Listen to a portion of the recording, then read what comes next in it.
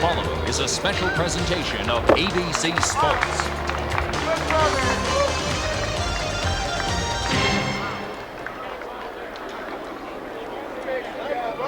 Don't think that golf is just a game. It's something much more grand. Now we'll watch the best face up to the test in the championship of the land. This game brings a lot of men fame, like we met. Francis scored an upset when he beat the two British elite. The US Open, the show was a smash from the start. Bobby Jones gave it soul and a hard house of mine. He won four in his time. The US Open. The golf has been great and has left us impressed. A Hagen, a Hogan, they've all reached the crest. The course will be a stiff test. Nowhere could it be finer than here at Medinah. The rough will be high as a kite, and the greens will be faster than light. Don't forget that the fairways are tight. It's golf's greatest show. The show is the splendid US Open. ABC Sports and the United States Golf Association proudly present the 18-hole playoff of the 1990 U.S. Open Golf Championship. And now we would like to present this unique star-studded event In your home. or in your corporate tent. The US Open, the scene on your home TV screens will be played by some men undismayed or by those who are caught in the throes. The US Open, the plot could be hot and dramatically right, or tragic and sad like the fluffy Tom Kite. It could be funny and bright, the chap who waved the towel and caused us all to howl. In yesterday's final round, would Mike Donald be a pretender or a contender for the U.S. Open Championship? A birdie at the first hole and then at the second dispelled many naysayers. And then at the par 5 14th, this par-saving putt solidified his round. Meanwhile, Hale Irwin birdied 11, 12, 13, and 14, and at 18 had this very long birdie putt.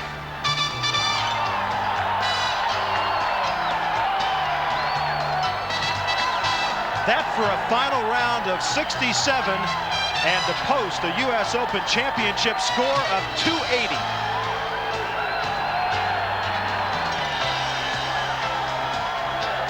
His work was done, and all he could do is wait for Mike Donald, who at 18 had a very similar putt, also for birdie, to win the championship.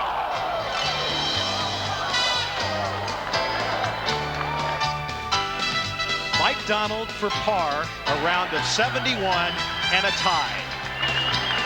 So Irwin and Donald, one more day and 18 more holes for the U.S. Open Championship.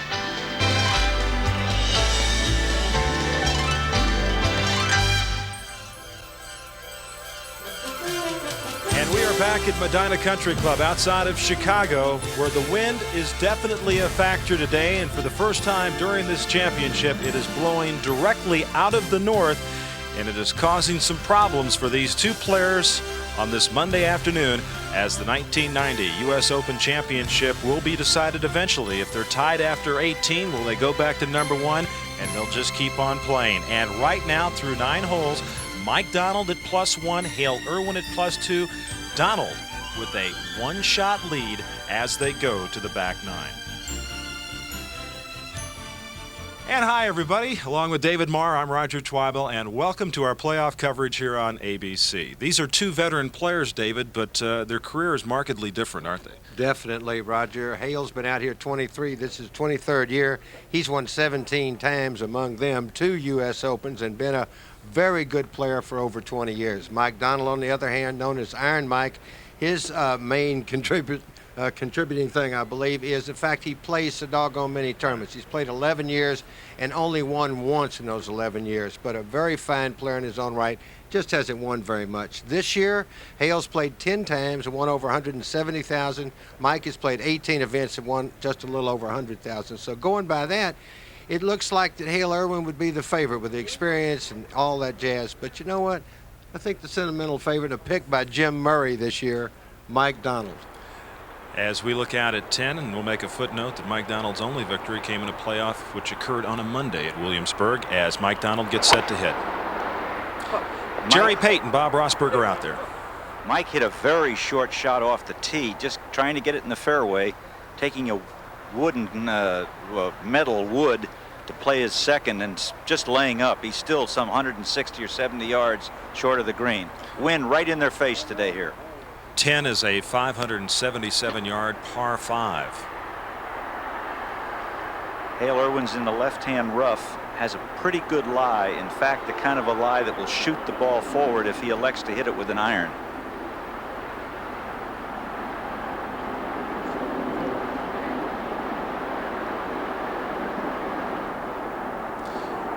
As Hale gets set, we'll say once again that if they are tied after 18 today, they will go back to the first hole and continue to play until this championship is decided.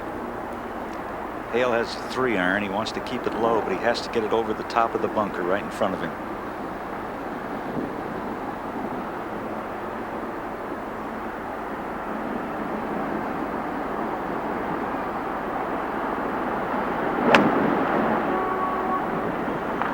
That's a good shot right down the right side. Should be perfect.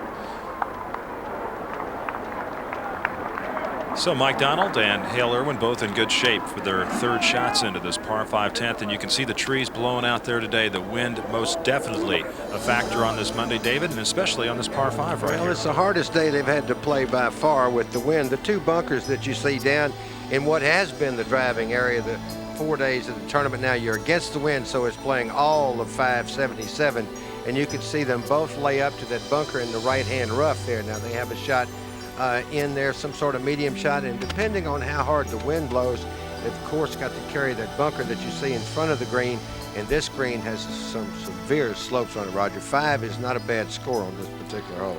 Wind, as we look from the tee on down, blowing from the golfers right to left, and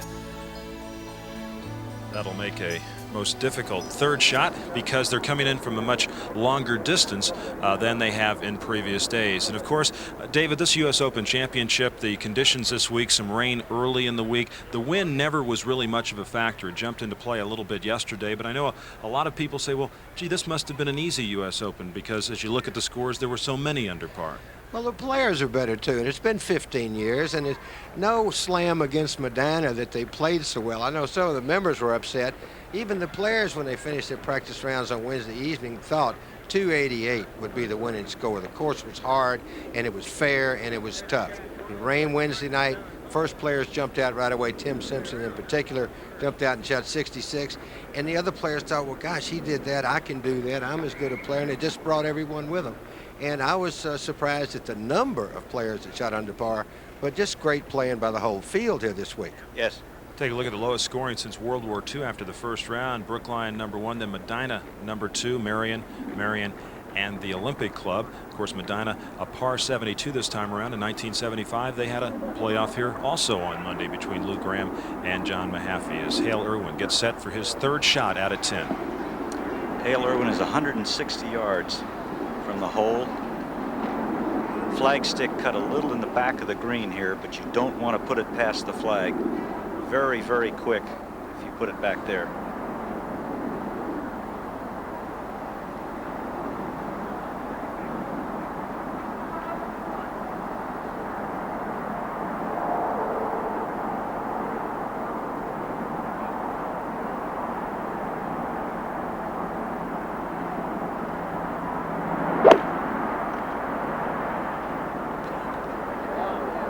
started out just left of the flag and is fading in nicely. He's, took a bad hop to the left, but he's going to leave himself an uphill putt from there.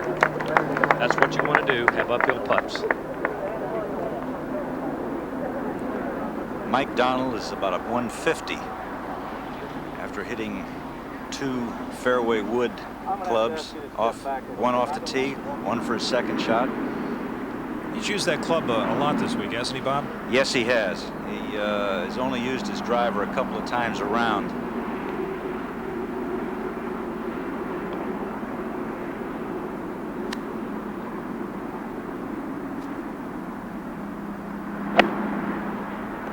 Get back there.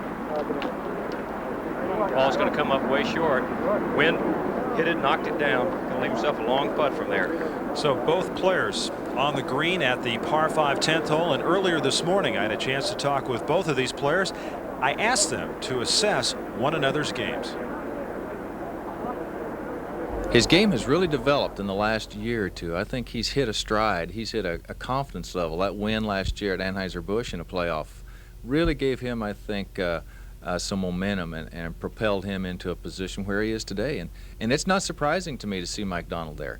People that don't know Mike Donald nor know the people on the tour, know the faces, there are some real players out there, and Mike Donald is just one of them. But I would suspect Mike will be somewhat like my game, not like Greg Norman's, not like a Seve Ballesteros, not that kind of a game. It's probably going to be a more methodical game, a game in which he relies upon a lot of solid shots and good execution. Well, you know, Hale's not a real long hitter. He basically plays a chess match with the golf course. He works the ball in both directions. He's an extremely straight hitter, and I think that's why he's done well in U.S. Opens. He's always been good on difficult golf courses. He's really kind of a technician around the golf course. He just, you know, plays chess with it, and you know, I kind of feel like that's a little bit of the game I play, except not to the extent he does. I'm not quite as good at it as he is, but I'm not a power player. I'm a straight ball hitter, and I rely on my chipping and putting quite a bit. And you know, over the last 20 years, if you look at his record, he's been one of the best players out here, and you got to respect Hale Irwin a lot. I mean, you know, guys come and go, but Hale's been around for a long time, and you know, I got my work, you know, cut out for me. Some interesting comments from both of those players. Bob Rosberg, Jerry Pate are with the two players as they're both on the green now at the par 5 10th. Mike Donald has a putt uphill about 45 feet, maybe 50. Most putts that have been putted uphill this week, the players tend to leave them short. That is one reason, is the tremendous slope in the greens. The second is the fact they don't want to put the ball by the hole and be putting their second putt down the slope. Mike opened up with that good birdie at the first hole, hit a beautiful shot in there. He has missed some putts, but I would say his putting has been pretty good. The ones he missed, he has missed very closely. All of them were good runs, except maybe the putt at the second hole, which he didn't give a great chance to for his par. Well, Mike Donald, U.S. Open starts. He's got 3. Best finish at time for 34th. Missed the cut the other 2 times, but this will be by far his best Open finish.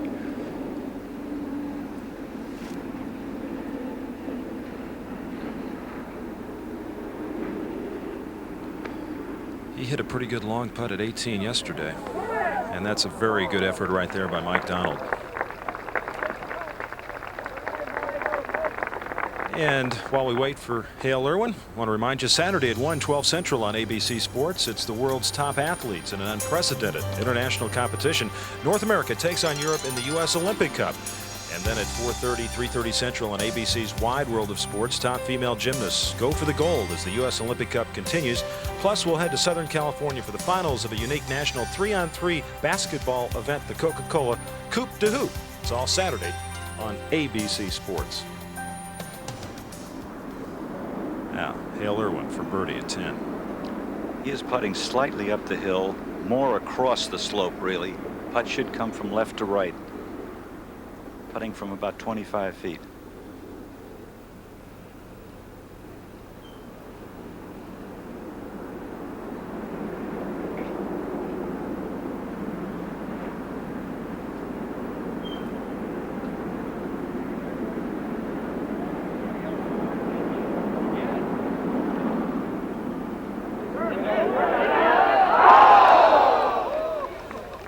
Good run there.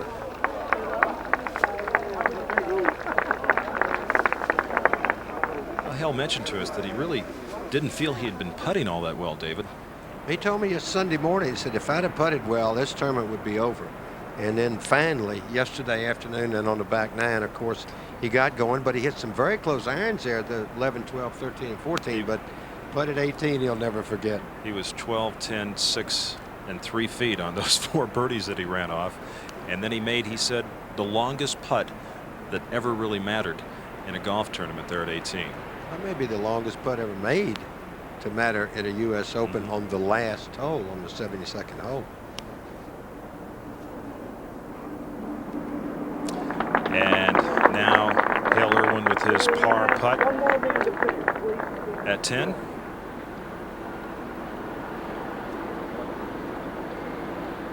Caddy there, Jimmy Strickland. Of course, Mike Donald's caddy is his brother, Peter. And Mike safely in. So Mike Donald maintains a 1-shot lead as they move to the par 4 11th hole here at Medinah number 3. Where in 1975, Lou Graham and John Mahaffey did this waltz on a Monday. And certainly they both played well too. John just putted awful, but Lou won the tournament. Great victory. 11th hole, dogleg to the left. The hole, especially today, is going to be, I believe, downwind there if it hasn't changed just recently. So they might be hitting a 2-iron even, or a 3-iron down there, because it's a sharp dogleg to the left, and you can see the bunkering.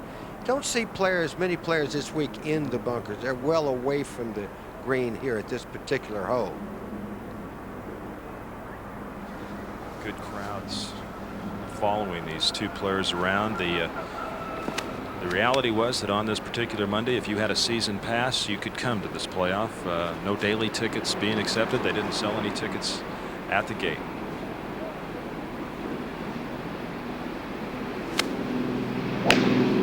Wind is coming out of the left, and as David said, slightly behind the players. Perfectly played right in the center of the fairway. See the white mark there? That signifies 150 yards out from the green. Hale Irwin, he'll just start it down the left-hand side and try and carve it back into the middle of the fairway. The wind will help it a little. You don't want to miss to the left here. You have no play at all from the left, but if you knock it in the right rough, you can still get it on the green. Wind is blowing harder here right now than it has all week. It's probably up 20, 25 miles an hour.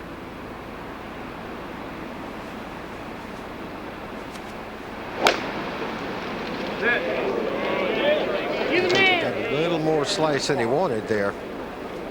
Well, and did indeed, David, as it went into the right rough, and shouldn't be too much trouble. I think it did roll under one of the carts, but once they move it, he'll be in an area where he'll have a swing tree, to the green. Jerry, be all right. It looked like it may have hit the tree there. No, he's all right, David. He's past the tree. Mike Donald with a 1-shot lead over Hale Irwin in the playoff. And now a smattering of great Chicago architecture. A building by Louis Sullivan, the first designer of skyscrapers. A Frank Lloyd Wright structure, Roby House. And the first glass and steel building of the architect Mies van der Rohe. It's an apartment building on Chicago's Lakeshore Drive.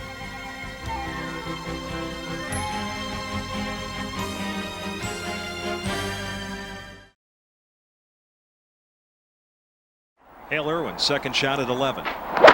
He just played out short. He had a terrible lie, and his swing was somewhat restricted by the branch, but that's not too good a layup there. Found the bunker, Bob. That's one of those, Roger, that's just in between. That's a shot that you don't practice too often, a very long bunker shot. And it looks like it may have stayed where it's just a little on the downslope, which could be a help because it makes the ball come out lower and hotter. Now Mike Donald looking at his second shot at the par 4 11th, 402 yards. 150 yards, right on the nose. Wind coming out of the left. Has a 7-iron.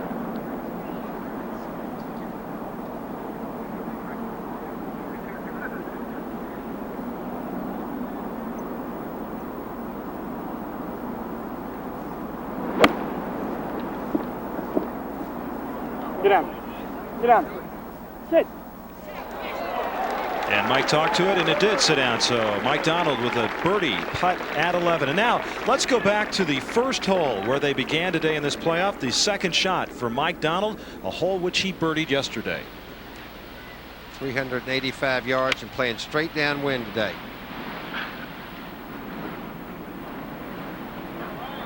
Get right there, baby. Right there. That's a lovely way to start a round, as Mike Donald now with this putt for birdie. And for all those people that thought that this man who's only won once before would fold up his tent, he's come out during the final round and now the playoff to birdie the first hole.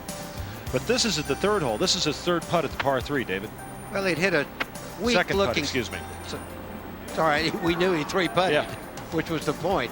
But he hit a weak iron just on the front of the green, and first time all day, and you have to be a little nervous. And he 3-putted it, giving Hale Irwin a little chance there to draw even. Now they both par 3, and at the fourth, this is for par. Difficult par 4. Mike Donald's second shot had come up short, so he goes to +1. Now Hale Irwin at the same hole for par. He had nearly made that putt coming from way up on top the green, so that's a good save there by Hale Irwin. Now at the fifth, he found the rough off the tee. His second shot only went about 15 yards, and this is for par at the par 5, and so Hale would make bogey there and go to +1 after 5 holes.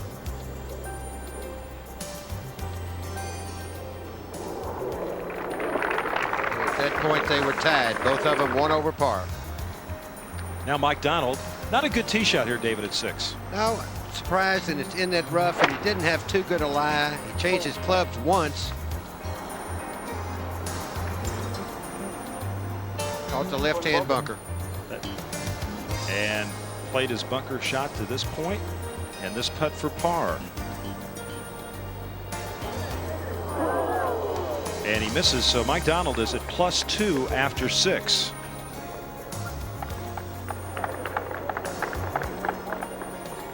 At 7 they parred, at 8 they parred, and then now at 9 this is for birdie for Mike Donald. By the way, they both made very nice saves at the par 3 8. So Donald now at +1. Meanwhile, Hale Irwin has this for par. And he misses in a 2-shot swing, and Mike Donald shoots 37, Hale Irwin 38 on the front side. And we've seen them now at 10, and now we're back live at the 11th hole.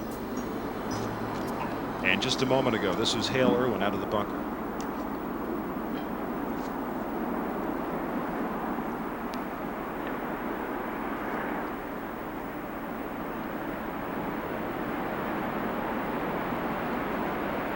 That was his third shot at the par 4. Long shot like that. Usually I see a little more spin on the ball. I'm surprised it didn't drag up a little quicker. This putt now for par.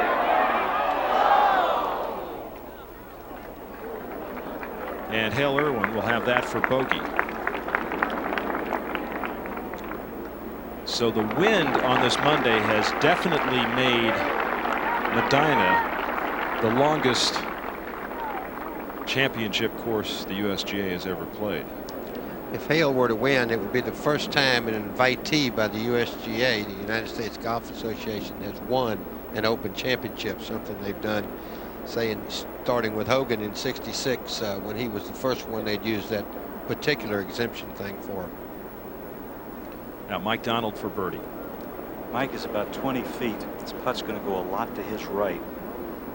Coming down the hill just a shade. Will be quick.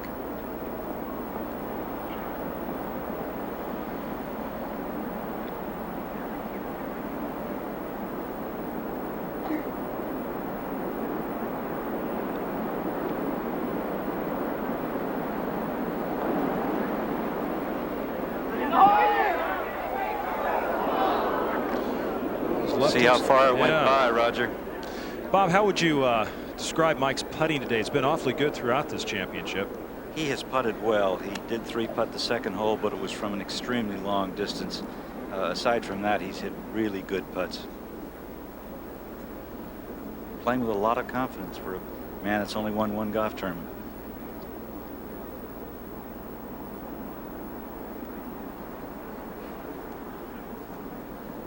Now, Mike Donald, you know the story about the Masters where he shot that terrific 64 in the opening round, only to come back with an 82. A lot of people really questioned whether he could go 4 solid rounds through a championship. He's just been fine. He's been enjoying himself this week, and he's been playing some excellent golf, and he has this for par.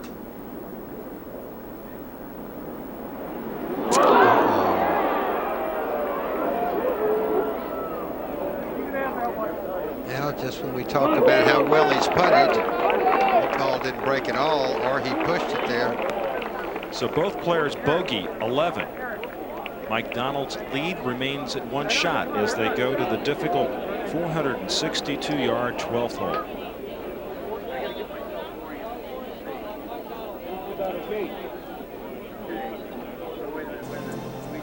The 12th hole is one of the most difficult holes you'll ever play. Fairway slopes quite a bit from left to right.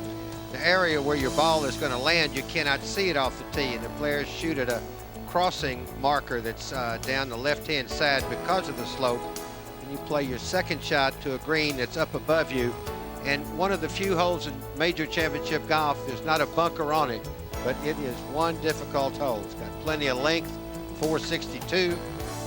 And it's always hard to drive when you cannot see where you're trying to drive. You see what the hole has done this week, scoring average of 4.31. It's been the second most difficult hole throughout the championship. Mike Donald has played this 12th hole in 1 under, and so has Hale Irwin. That's why they're here today. Exactly. Little, as you see the flag there, wind blowing now from the golfers left to right there. Hard hole too, Roger, and that's about as far left as they can put that pin. There's a tree short of that green that's been hit so many times this week it ought to take an 8 count. Guards the left side. Mike Donald, tee off. Basically, this hole is against the wind today. Yeah, baby. Perfect tee shot. Right down the center of the fairway. See that blue marker there? That's the 200-yard marker. So Mike Donald's going to have himself over 200 yards for his second shot. And as Bob Rosberg mentioned, it is basically playing into the wind with that wind coming out of the north today. With Mike 3-putting the last hole, I think Hale feels that he had won the hole because he teed his ball up first until P.J. Bodewright of the USGA told him it wasn't his shot. It's interesting.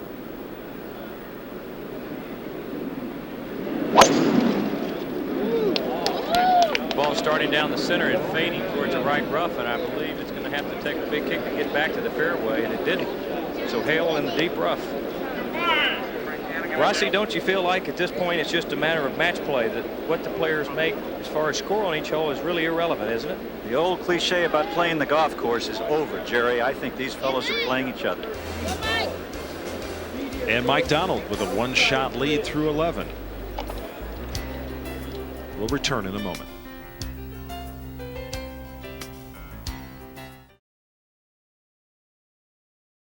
Back to Medinah, Lake Adija down there, which influences 3 of the 4 par 3s here at Medinah.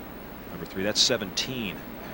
Treacherous 17 that you're looking at right now. David, the swings of these two players. Well, they're both basically the same at address. Now, I would say, though, that during the swings, Mike's swing is a little more loose than Hale. We watch Hale here, classical golf swing. Elbow bent just a little at the top. You don't have to keep your left arm perfectly straight. Good balance there. We see, on the other hand, Mike Donald's left arm is a little straighter. Hale's even got the club pass parallel. Good move there by Hale. Good position, head behind the ball, arms going past there.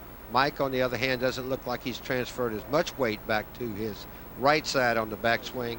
And there, he doesn't look quite as strong to me at impact. He's a little more flexed than Hale is at this point. Of course, Hale's the one that drove the ball in the rough. Good moved to the left side. You saw how strong it was because his feet slid that way. Too much weight on his right side now at the finish. Mike, on the other hand, more balanced at the finish.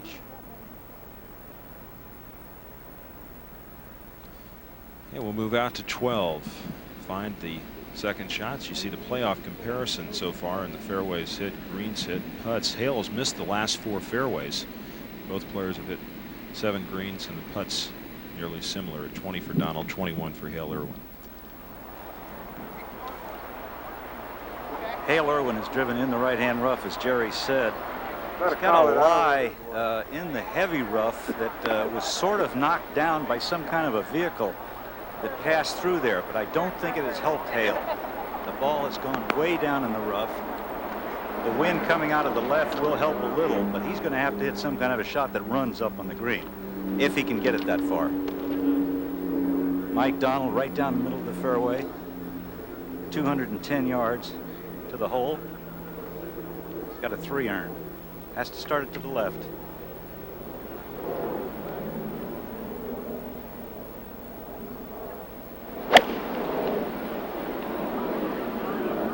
That ball started at the flag and is cutting to the right of the stick. It'll be nicely on the green with an uphill putt possibly. Hale is going with a fairway wood out of that rough. He feels that the mass of the head of the wood club has a little better chance of going through that grass than an iron. Bob, but he had a problem with the fairway wood out of the rough earlier, didn't he? Well, yes, back at the 5th hole, he hit one that didn't go but 10, 12 feet. Yeah, but this is a little bit different type shot here. You watch, he'll hit down on this almost like an iron, Roger. Well, the club just turned over and he pulled it way left. Over the gallery, hit the cart path, and running going to be well to the left of the green. Oh, and it's still going behind the grandstand back there. That's the problem you have when you hit down on a fairway wood in that long rough. It'll just turn the club over sometimes. You've got to be extremely strong to hold the club face square. So the second time Hale Irwin has tried to go out of the fairway rough here at Medinah with a wooden club, and the second time that it hasn't worked so well, David.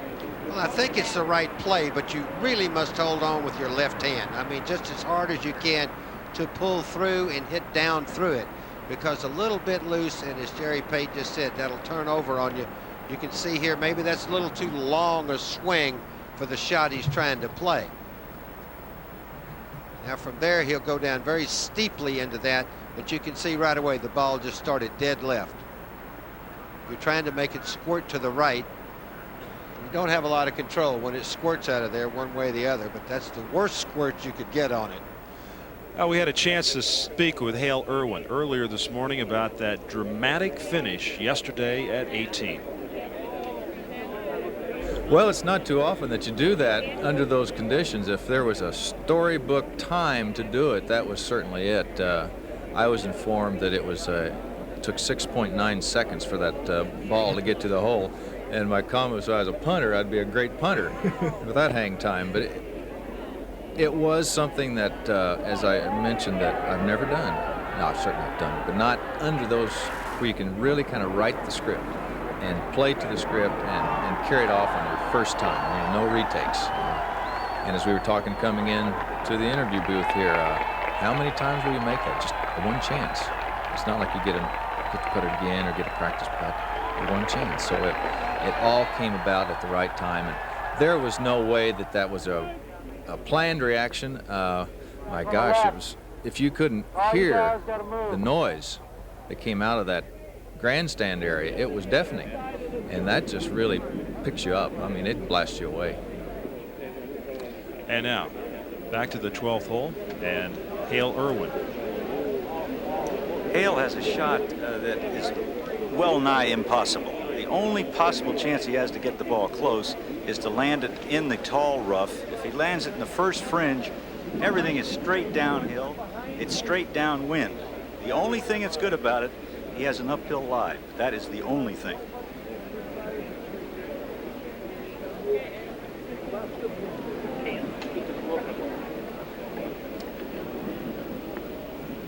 This is how Mike Donald and Hale Irwin, after they finished the first round, Donald in 4th and Irwin in 8th place, the second round 3rd and 5th. After the 3rd round, Donald in the lead, but Irwin back in the 20th spot. And then after the 4th round, never too far out of it, David, as Hale Irwin came back with that great final round, 67.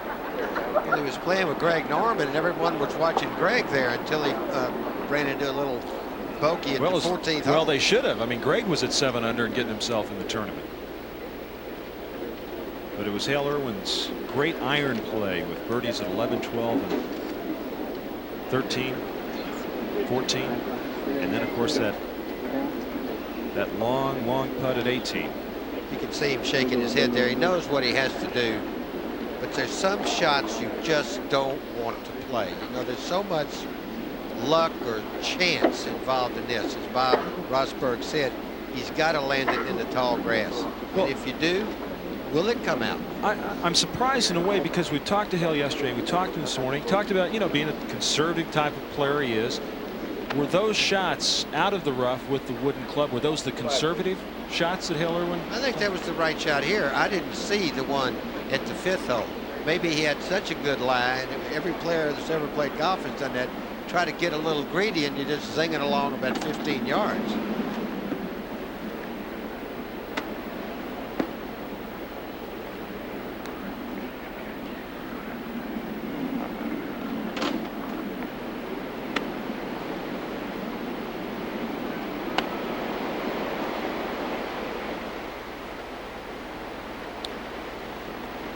Third shot now for Hale Irwin at 12.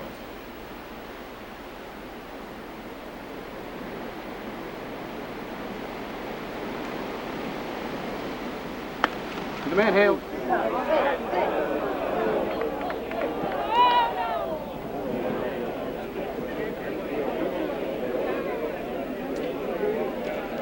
He was not going to leave it short of the hole, and I think that's a pretty smart shot. He did not have much of a lie to throw it up in the air, but he definitely didn't want to leave it short, because that's almost an automatic 6. Now, if this were the 17th or 18th hole, I think he would have played a different shot, but it's still only the 12th hole.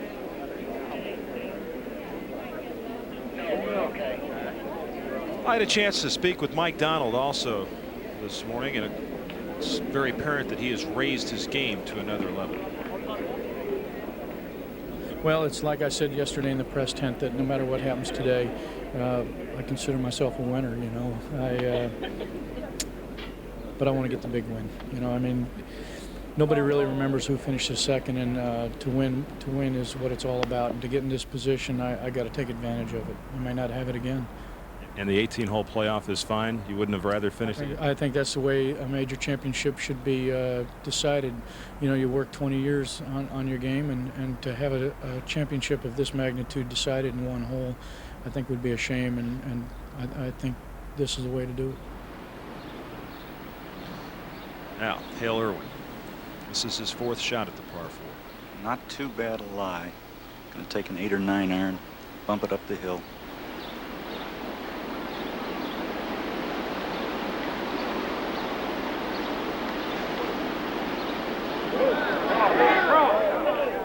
That's the same thing. When you're going uphill, almost every ball is left short for those 2 reasons that I specified earlier. So Irwin with that putt for bogey, and Mike Donald, while he's watched Hale move it from the left side across the green, now back up short, has a birdie putt. Mike is about 35 feet, coming pretty much straight up the hill. I don't think this putt is going to do a whole lot as far as braking. Bob, how's the speed of the greens today? Well, they've gotten a little quicker, Roger. There hasn't been any rain for 24 or maybe 36 hours now, and the wind has dried them out, because it's been windy all day. Well, I think the conditions we're seeing today are the conditions that were here on Wednesday during the practice round that the USGA was thinking about for this championship, until those rains came and softened the course up and the wind went away for 4 days.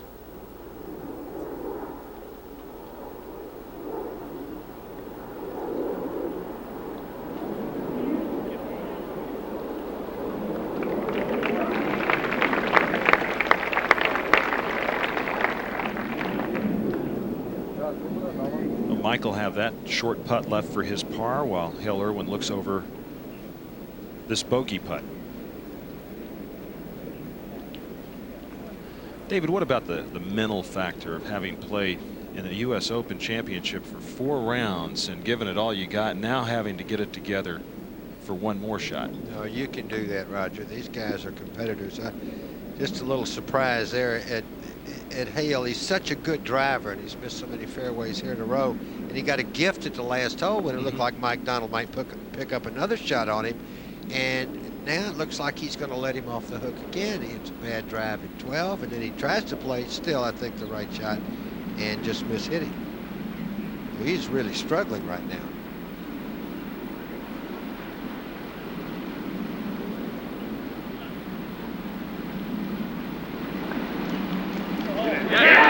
That's a good bogey. That's a big putt.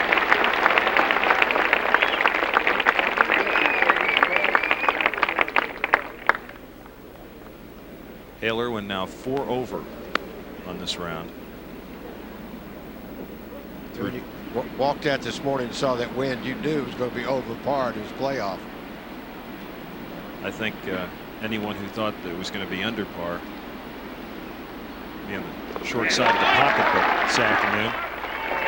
So Mike Donald with his par, he has a 2-shot lead now as they go to the par 3 13th.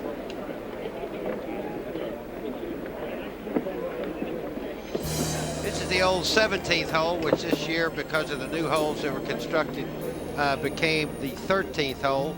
No changes here at this particular hole, other than they're playing a shorter tee than they did in 75, which I think was the correct decision. Now, in 1975, Ben Crenshaw just needed a couple of pars at 17 and 18 to win himself a U.S. Open. David? Hit the ball in the toe with a 2-iron.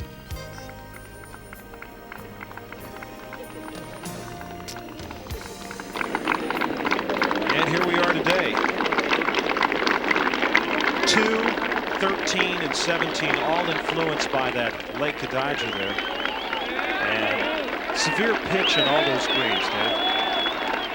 Very slopey, both of all 3 of them, rather. We're already by the second one, but very severe slope, both at 17, which we'll see in just a little while, and this, the 13th. This is the first time all week, Dave, that this hole is played with the wind the way it is. They've been hitting 5s and 6-irons to this hole. Today it's playing 197 yards, and I think they're going to have to go with the 3-iron. I don't think a 4 will get up. When in doubt, especially for Mike Donald, you knock it over the water, even if you do put it in the back of this green or the back fringe.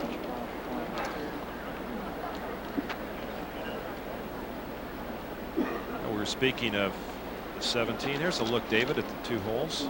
Very similar. Yeah, they're very similar looking, but 17 is quite a bit shorter. It on the scorecard is listed as 168. They're both from elevated tees, so generally you think that'll play a little shorter, but the wind blows, plays a little longer. Hale Irwin has played the 13th hole in even par so far. Mike Donald 1 under.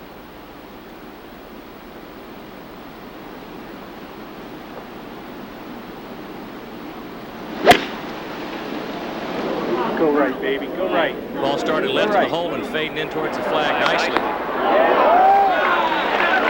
Okay, we'll just stop right there. Stay on the green. But these greens are extremely fast. That one could run off the green. Still under the collar. Still rolling, Jerry. It's going to go off the green. That will definitely go all the way back to the collar. Still leave himself an uphill putt though from there. It's a nice shot. You'd take that though, wouldn't you, under those conditions? Yeah, David, the pin today is cut 5 steps onto the front of this green, and as you said all week, this green has a tremendous amount of slope from back to front. It's almost impossible to leave the ball short of the hole unless it rolls off the green like Mike's shot did. Hale Irwin.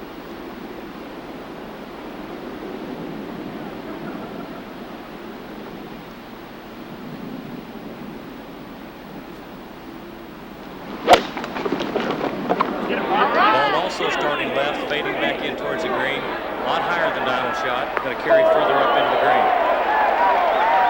And let's see if that ball will stop. It's starting to roll back towards the front. People at home can't believe the speed of these U.S. Open greens until they see this happen.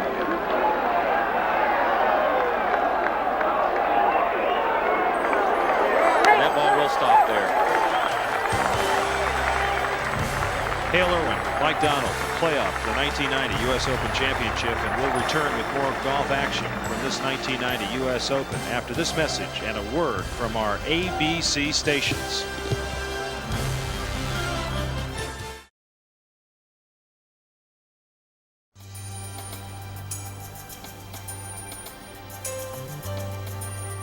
Saturday, the Pro Bowlers Spring Tour continues as the High Rollers head to Northern California for the $125,000 Fresno Open.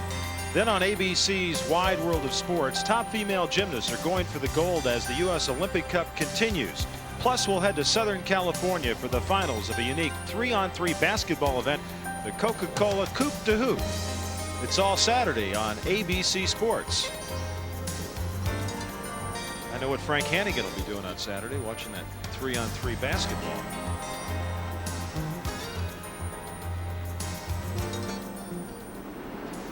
As we take a look now at the green at 13 and Mike Donald. Mike will be putting slightly uphill the first 6, 7, 8 feet of his putt. Then it'll level off and start breaking to the right. Once it starts breaking to the right, it's going to be quick.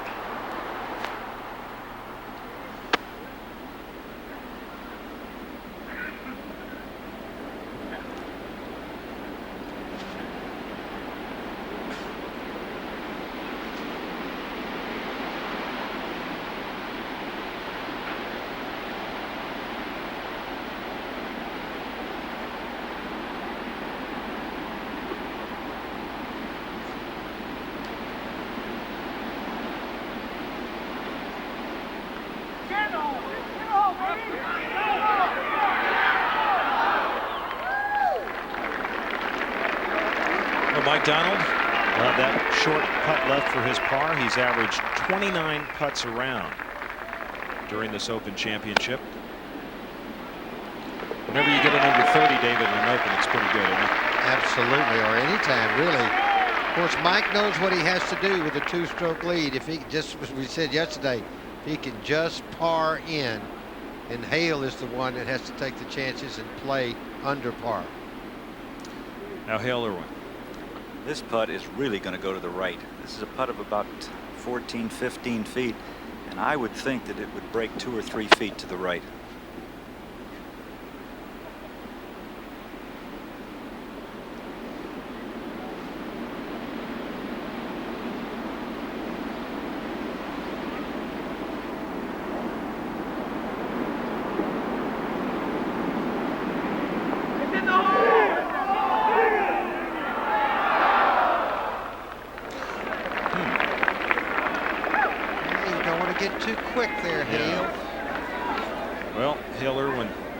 Makes a par there at 13 and is 2 back of Mike Donald.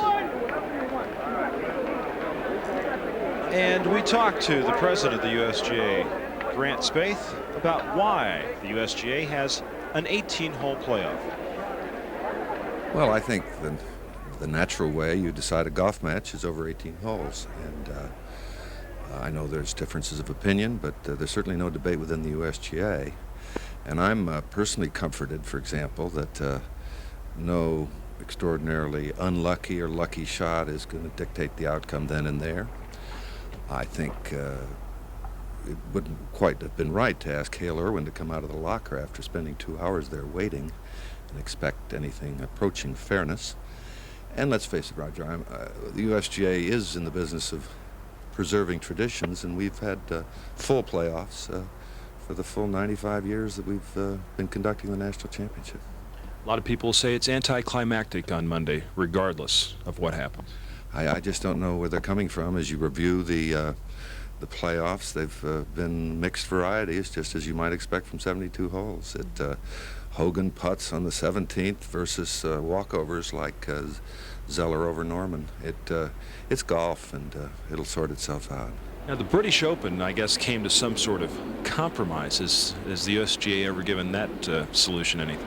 Oh, certainly we have. It's a very entertaining, creative way of handling the matter, which I wouldn't about to second guess the R&A.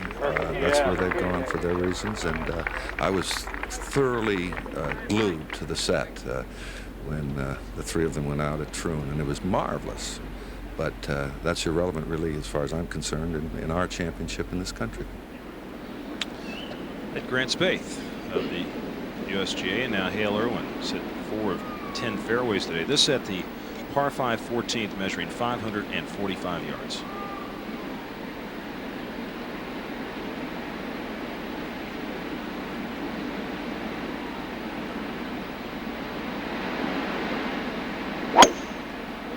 Go, baby, go! Go, baby! That's a nice low tee shot right down the left side of the fairway. Big tee shot for Hale. That ball's going to go about 285. So Hale Irwin, Mike Donald, both out on the fairway at the par 5 14th.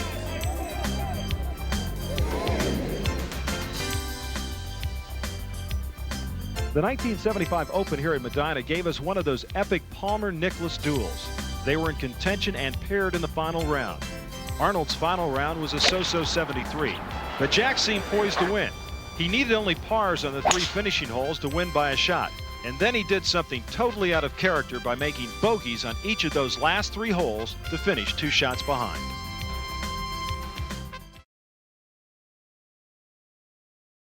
The par 5 14th played the easiest of all the holes during this championship. Peter Donald caddying for his brother Mike, but Greg Norman met his downfall there yesterday, and this man Mike Donald had to make a par-saving putt. Rossi, what's the wind doing out there? The wind is behind the players and coming out of their right. Now Mike is 285 yards to the hole. What he's going to try and do is to carry that bunker about 50 yards short of the green and run it into the bunker in front of the green. I think both players will play that shot. I don't think either one of them get to the hole. Taking a look at the hole right now, 545 yards. That second shot that Bob is talking about there is a little bit downhill. You want to avoid that bunker you see on the left side of the fairway as you're looking at it, player right. They can see the green, but not where the ball lands.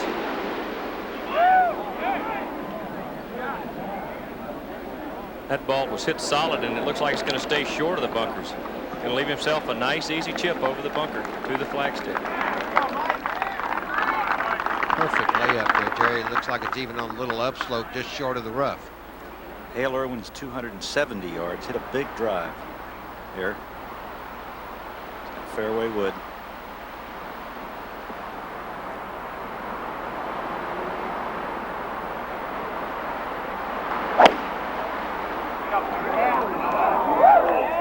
Also a nice solid shot. I believe that ball is going to carry all the way into the bunker. But from there, that's a very easy bunker shot.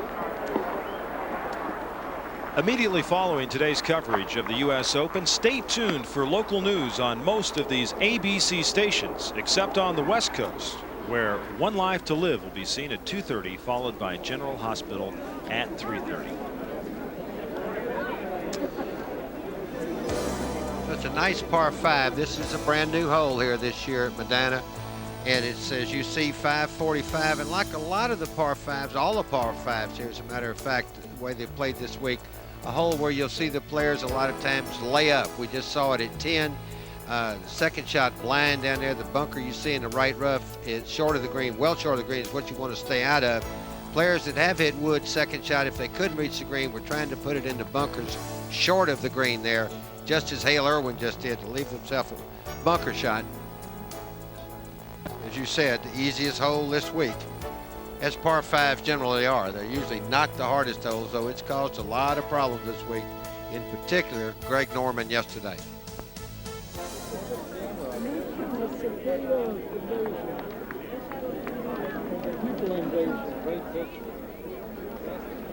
And interesting happening yesterday during the final round of this championship, and Frank Hannigan has more on it. Frank? Well, yesterday, Roger, there was the most extraordinary rules incident that happened. It happened on the 7th hole when Billy Ray Brown was in contention and playing with Mike Donald. Now, Billy Ray Brown really gunned a putt by the hole from about, 20 feet away. And then what I can only describe as a kind of a spasm of immaturity, he threw his coin at the ball while it was still rolling. And the coin comes right up against, and there it goes. And when the hole was concluded, watch this again. It's coming. There's the coin. The ball is still moving. The ball is still moving, and Billy Ray Brown throws a penny, and it goes right up against the ball. And moved it. Don't know that. Yeah. At the end of the hole, Donald and Brown went to Grant Spaeth, the USGA president, and said, "What do we do?" Spaeth said, "I didn't see it." He then consulted with his observer, Michael Attenborough of the R&A. Attenborough said he saw it and he was sure the ball did not touch the coin. That's what Donald thought. That's what Brown thought. So there was no penalty. Now, had Brown's coin touched the ball, it would have been ruled that he had deflected his ball, and there would have been a two-stroke penalty. Now, this morning, the USGA officials looked at that videotape and said it was inconclusive. Therefore, there would be no penalty. Wow, that's very interesting. Sounds like the NFL when you get a call you don't like and they say it's inconclusive. Well, no harm, no foul. In this particular case, it's Mike Donald looking at his third shot now at the par 5. He would have a very easy shot if this were a practice round. Let's just put it that way. It's a very thin lie, although as Jerry said, it's an uphill lie. He should be able to play the shot easily. He's not going to have to hit it very hard. Wide open sand wedge.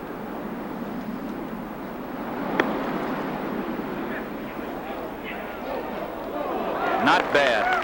About 12 feet past the hole.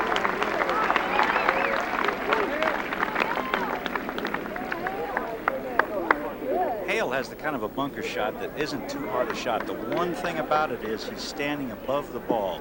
The ball is a little below his feet with a sand club, a short club like a sand club.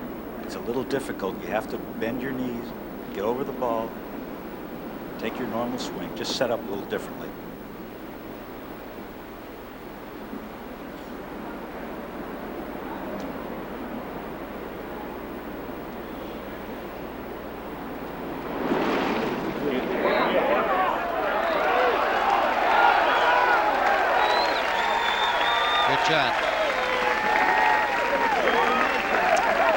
So far this week, Hale Irwin has played the back 9 here at Medinah number 3 and 8 under par. Today he is 2 over on the backside.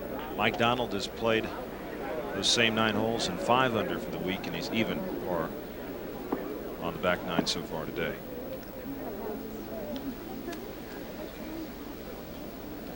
If Hale Irwin would win this playoff today, he would become the oldest man ever to win an Open championship. 49, 75, and 1990. 3 United States Open championships. First round in 49, average 77.2, 75.9, 73.7, but different courses then, David. Different courses. Plus, as Dr. Kerry Middlecoff said yesterday, who won there in 1949, there's so doggone many more good players. The field is deeper, so you don't get as high a scores at the back end of the field as you did in prior years. Second round, you can see 76, 75, and on down. This week, 124 rounds under par here at Medinah, and that's just smashed the previous U.S. Open record of 64 at the Country Club in Brookline back in 1988. Mike Donald putting down the hill from about 12 feet. Probably the most important putt he's had today. If he can make this one, it will definitely make Hale's look a little tougher with only 4 holes to go after this hole.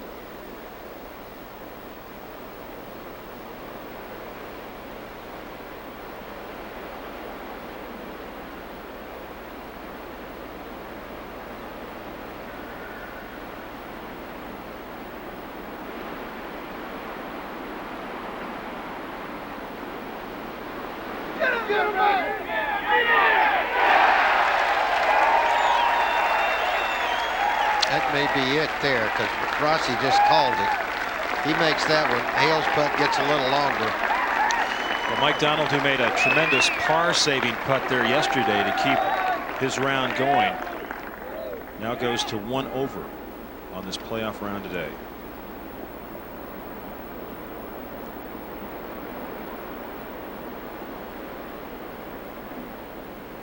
Now Hale Irwin for birdie.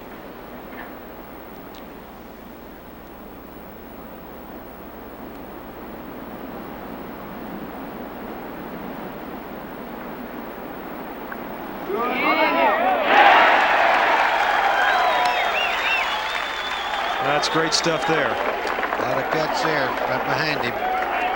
Irwin remains 2 shots behind Mike Donald. And just to clear up a little business, David, in the British Open, we're talking about playoffs with Grant Spaeth. It depends on the course, but they usually start play 1-2 and like at Troon last year, 17 and 18. 17 and 18. I don't know what they've decided this year, but sort of St. Andrews sets itself up as you might play 1-2, 16, 17 and 18. I don't know what they're going to do, but that would sort of be the 5-hole stroke play playoff they'd have. Right. I think. Now 15, 384-yard par 4. David, looks pretty easy sitting out there. When you look at the yardage, sure, it's one of the 2 par 4s under 400 yards.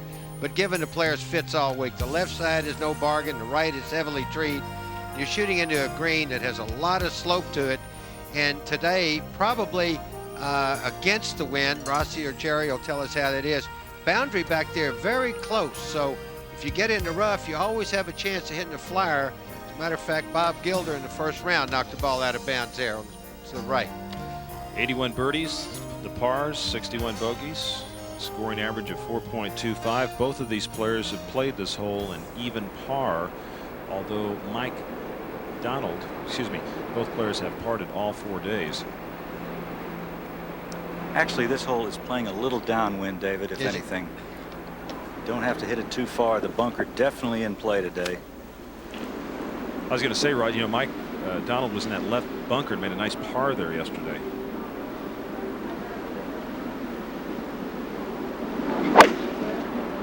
We started that ball down the right side, and he's cut it, but the wind is telling him to move the ball back into the fairway. Wind really helped him out. Wind coming from the player's right. And that is out of the north here today at Medinah. Hale with a driver.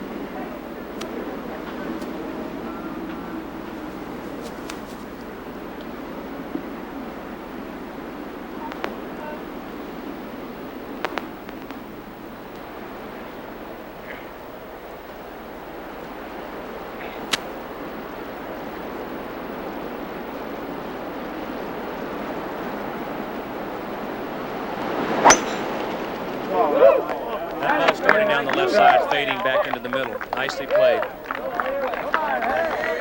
Wind coming out of the right. Mike is 160 yards from the hole.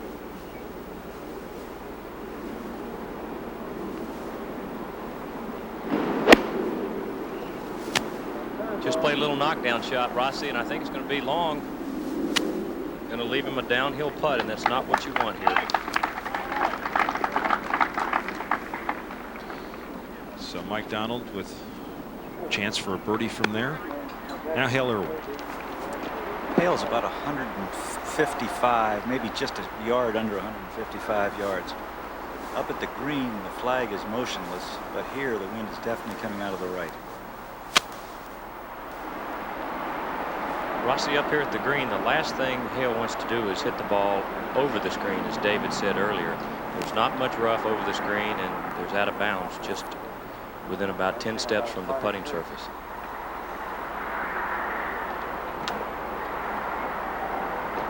Hale can't make up his mind strictly because of the wind, because it swirls up there in that corner. Well, you can see the man standing behind him there. His slack's blowing so much. Well, the trees around the green have definitely protected the flag stick and the flag from blowing, but I don't think there's any question, Rossi, as you said, the wind is definitely from right to left and could possibly be hurting the player. Now the flag's swirling back, helping him, so it's quite a bit of indecision.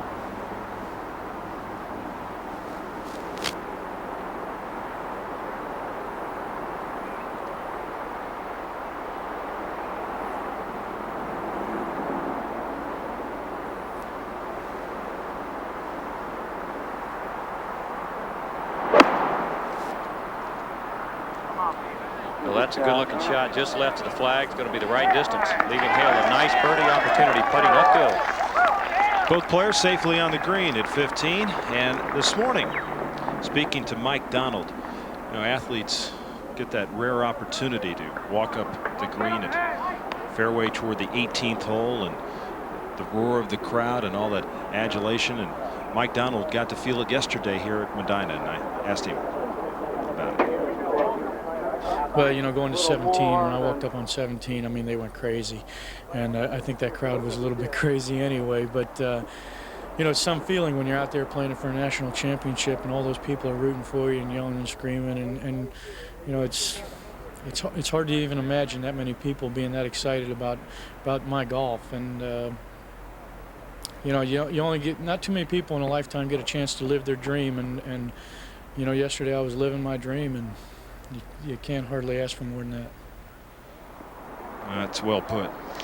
And his mom's out there too, following him around. And what do you think her dream is? Do you think she's a little bit excited at the moment? Yeah. Hale Irwin has his wife Sally, his daughter Becky, and Hale's son is playing in a golf tournament today. And it was kind of interesting because he said he talked to his son last night, and his son wanted to skip his golf tournament, come over and watch Dad today. And he says, "Son, you got to get your priorities in order." He says, "Do you want to win that tournament?" He says, "Yeah." So his son's playing in a tournament today.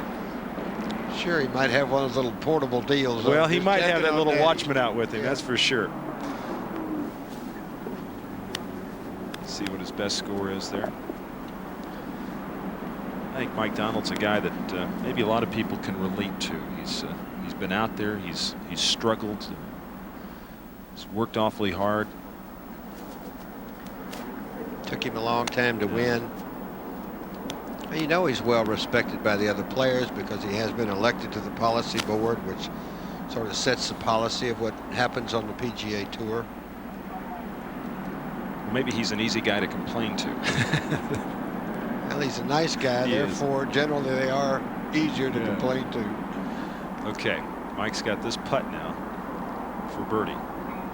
Mike is about 35 feet coming down the hill. The ball's going to break to his right. And this one is really quick. Sounds like I say they're all quick, but most of them are. Well, it kind of goes together, doesn't it, Bob? The U.S. Open and fast greens. That's right, and these have a lot of undulations in them, and if you get on the wrong side, you really have your work cut out for you. Mike knows that if he can make 4 pars coming in, he's pretty well assured of winning this tournament.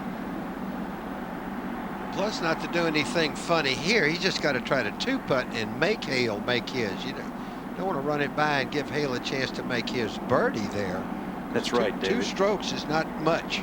You don't even want Hale to think you might miss the next one.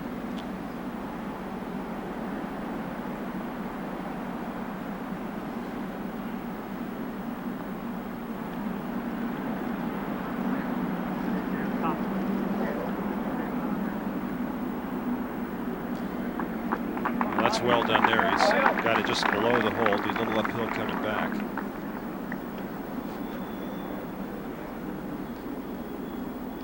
Mike Donald will go over and mark his ball. And Hale Irwin will be next to play. Hale's putting from about 15 feet. His ball's also going to break to the right, but he's more coming up the hill, sort of across the slope. Will not be extremely fast.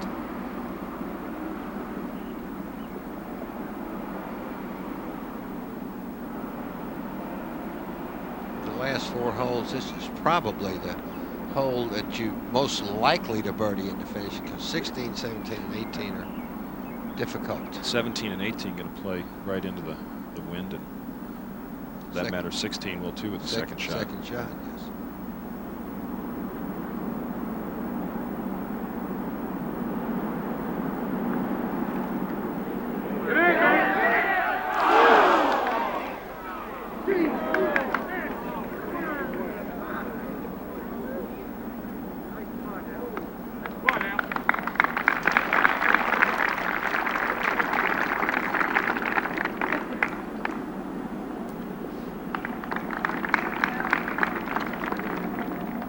So Hale Irwin with his par keeps him at 3 over through 15 today. Mike Donald with this par putt to remain 2 shots in front in quest for his first major. It's 1990 United States Open Championship. This man has won this tournament twice, both times back in the 70s. Winged foot in Inverness.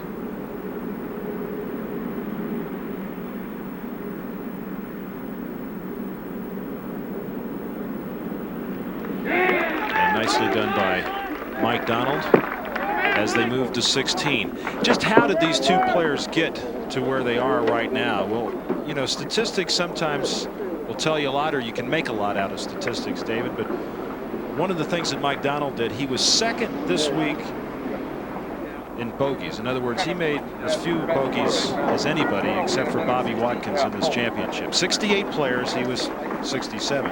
How did Hale Irwin do it? Second in greens hit, and then sixth in birdies. So that's what happens. You make the fewest bogeys, you get it close to the hole, and you're in business. Fewest mistakes. And this is another dog leg to the left, of which there are 8 dog leg lefts on this particular golf course. Now, this hole, quite a hard second shot. Fairway pretty generous on your drive there. You do not want to get to the left side there, though. Just out to the right. And then generally you'll have a 200-yard shot or so up to this new green. Severely sloped when they played the senior tournament here, Open in 1988. There was a big slope in the middle of the green. It's been softened a little. There's still plenty of slope. This green a little bit slower than the rest of them on the golf course because it is new. You can see how difficult this played right there. It's long been one of the hard holes here at Medinah. Well, it ranked as the most difficult throughout the Open Championship. Matter of fact, the finishing holes ranked 1, 7, and 3 as far as difficulty as we move to the tee and Mike Donald.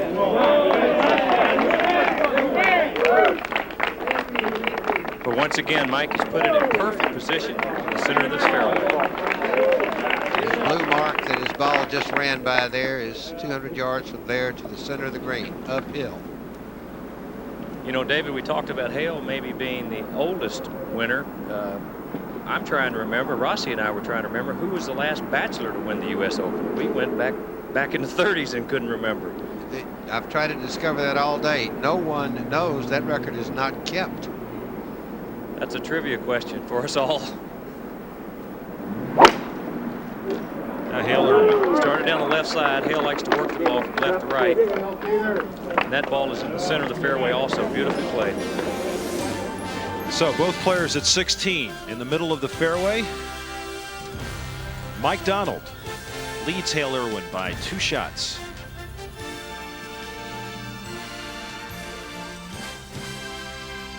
Soft-spoken Lou Graham out of Nashville was a gifted shot maker who preserved his lead in a playoff against the young John Mahaffey with a low-running hooked 4-iron out of the woods to the front of the green on the 18th hole. Graham barely made the 36-hole cut. In fact, he was 11 shots behind after the second round. That 18th hole was eliminated, giving way to the new design here at Medinah.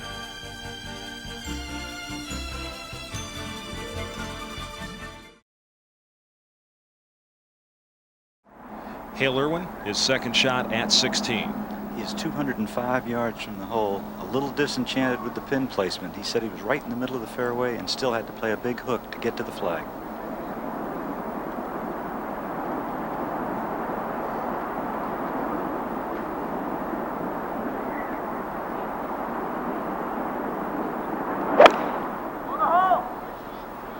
Well, that's a good-looking shot if he has the right club. Should be.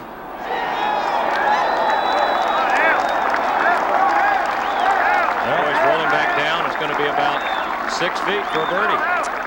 Beautiful shot by Hale Irwin. Bob, what did they use off the tee there at 16?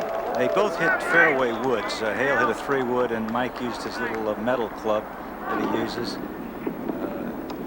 Wind, it was sort of out of the left, and now it's directly out of the left, not in their face. Mike Donald 195 yards, a little better angle than Hale, but hard pressed to take care of that last shot that Hale hit. Now, this is one of the few bad shots Mike hit here yesterday. Hit it in the right-hand bunker. He also hit a good-looking shot. Had to work it around those tall trees. Oh, needs to get up and roll back down. Well, he was very lucky there. If the ball had rolled another 6 inches, it might have gone all the way down to the bottom. If I were Mike, I'd get up there real quick to play this one.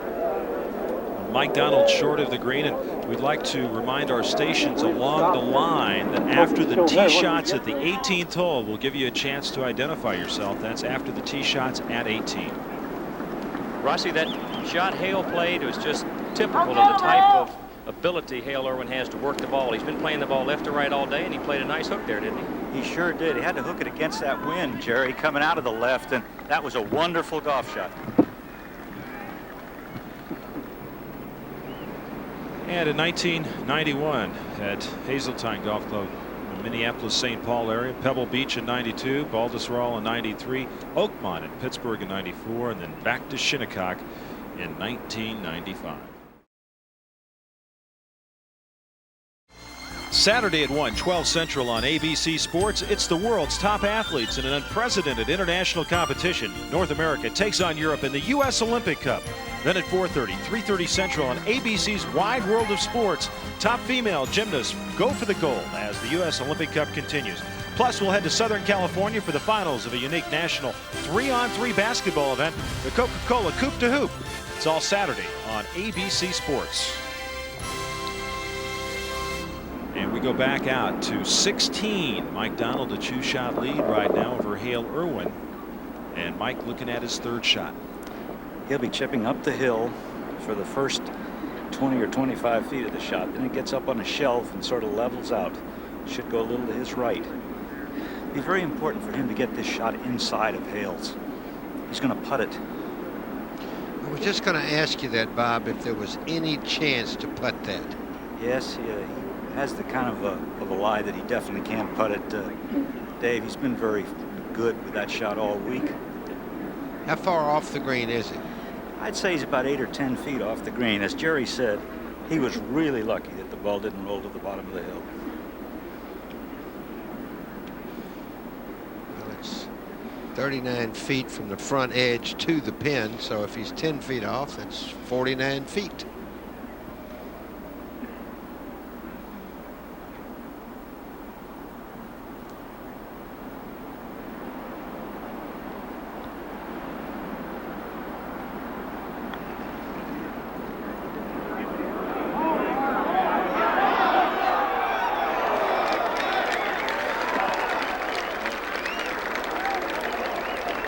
Mike Donald will have that putt for his par at 16.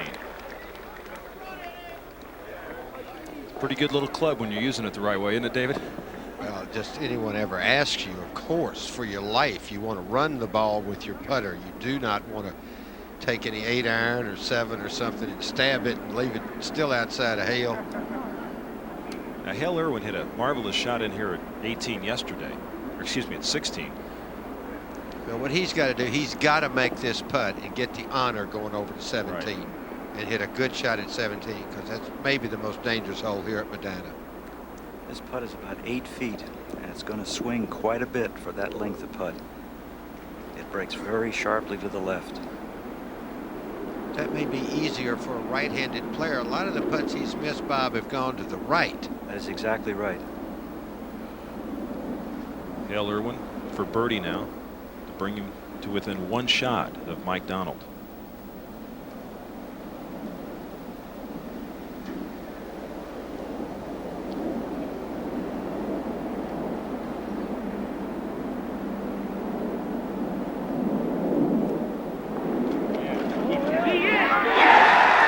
Big putt.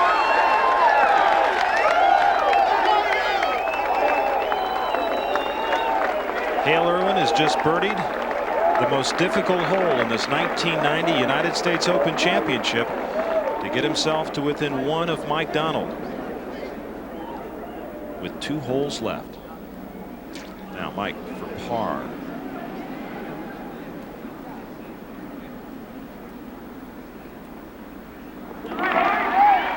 And a good par from where he was at. 4 there, you wouldn't think you're going to lose a shot. You might even hope to gain 1, as hard as that hole is. And as we move to 17, that dangerous par 3 that this week jumped up and grabbed the likes of Scott Simpson and Ian Woosnam and many others. Not long, David, but man, it's a monster. Very scary hole. It's a lot harder, I think, than the 13th hole, because there's little room for error in front, as you see. And the green is very, very steep from the back to the front. That back bunker, seen a lot of players there, very difficult just to keep it on the green. Left and right is no bargain because of the big slope there. and the pin has to be in the front of this green because the back part of it is just unusable. Hale Irwin birdied this hole on Thursday and Friday, made pars Saturday and Sunday. Mike Donald, a par on Thursday, a birdie on Friday, and then parted on Saturday and Sunday.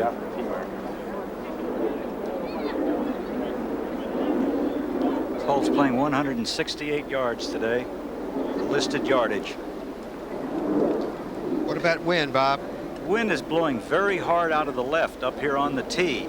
It doesn't look down on the green like it's blowing that much, but this green is so set down that it will not show how much the wind is blowing. But when that ball comes off this elevated tee, it is taken by that wind and taken a lot.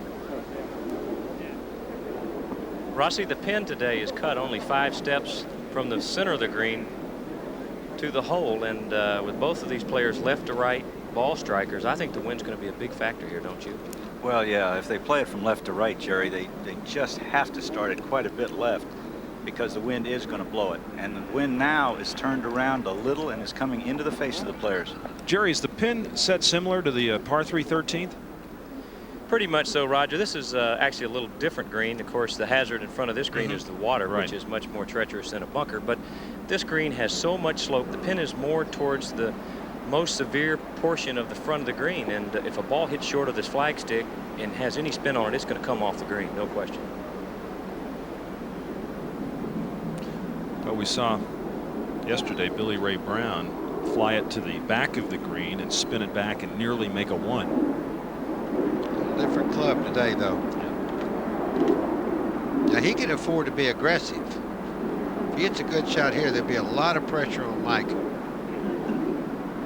If he tries to hold it against the wind, David, I think it's a 6-iron. If he elects to ride it with the wind, it could be a 7.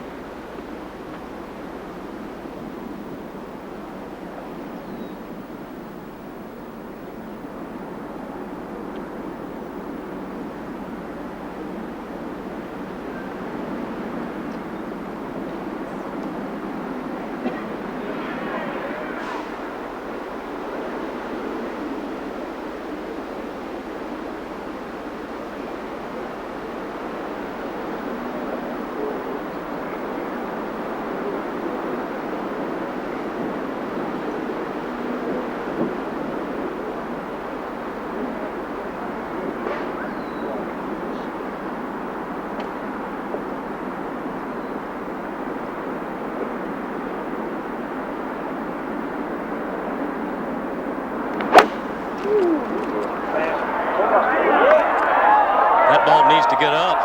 Wind's got it. You know, although he's not on the green, he's going to have an uphill pitch from there, so that's a lot better than being long. He's only 15 feet or so from the flagstick. Rossi, did he hit it heavy or? No, he hit it perfectly, Roger. I think he thought he'd put it in the hole.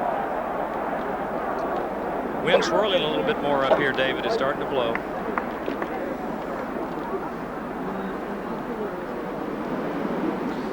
Now Mike Donald.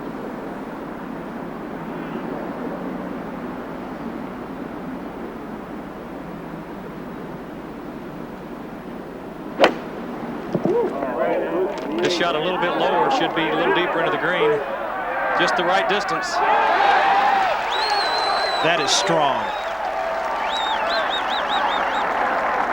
Look at the ball still rolling. He's over though, Jerry. That's what he wanted. Well, David, actually Hale has an easier shot than Mike, believe it or not. Mike is going to have an extremely difficult putt from there. But a one-stroke lead.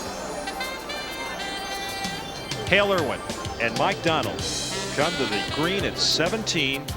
Donald leads by 1.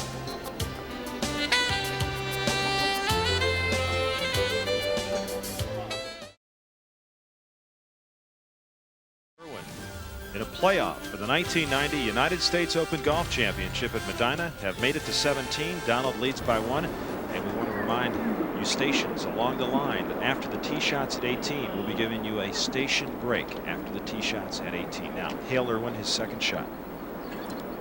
Hale has got the kind of a shot. He has to chip it, even though he's just a couple of feet off the green. He has to chip this ball. The ball is sitting down. Now, he thinks that he can make this shot. He went up and be sure the pin is leaning right. Mike has a very difficult putt. He has a putt that's going to break a couple of feet, even though it's about 8 feet. Hale going directly up the hill. The ball will come out a little fast out of the rough. The ball is sitting down in the rough. If he makes this, he will tie Mike Donald.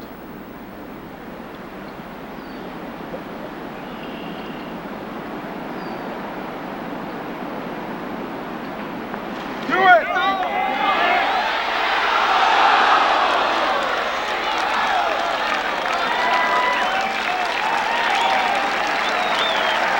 He thought he could, and he almost did.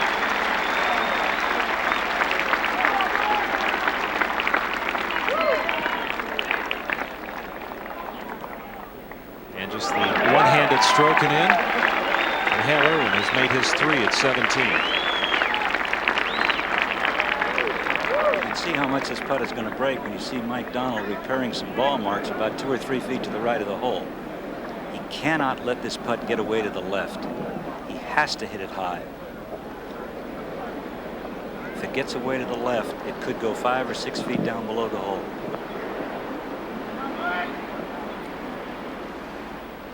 Well, Mike Donald, remember, David, the other day he had a putt and he was really fearful of it, and he said, I wasn't going to try to, I wanted to just make my 3, and the stroke didn't look too good, but it got him close enough to make his 3. Well, he made a good second putt here yesterday, and as Bob has said a number of times, very dangerous putt here. It's for birdie. A little hard.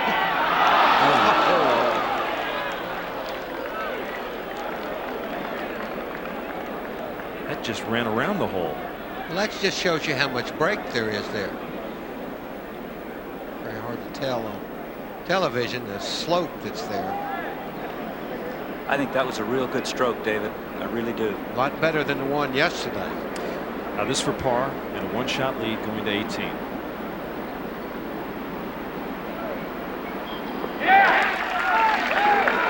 So this is what it's come to. Come on, Mike!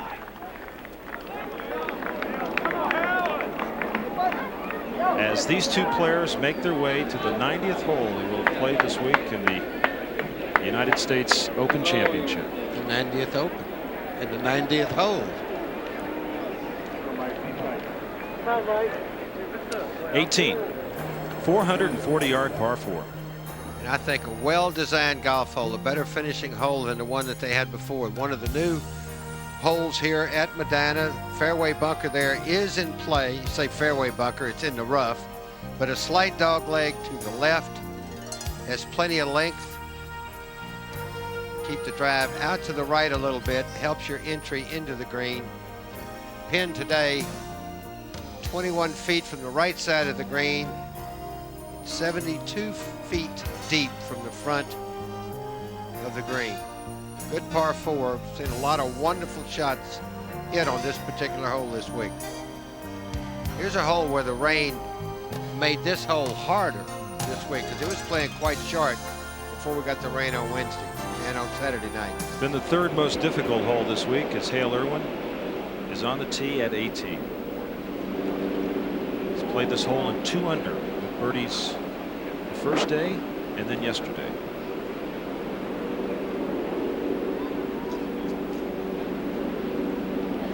One shot back from Mike Donald with a driver.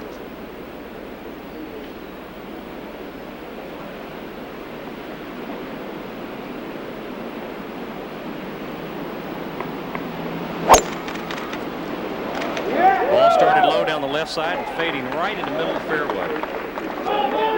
Perfect position.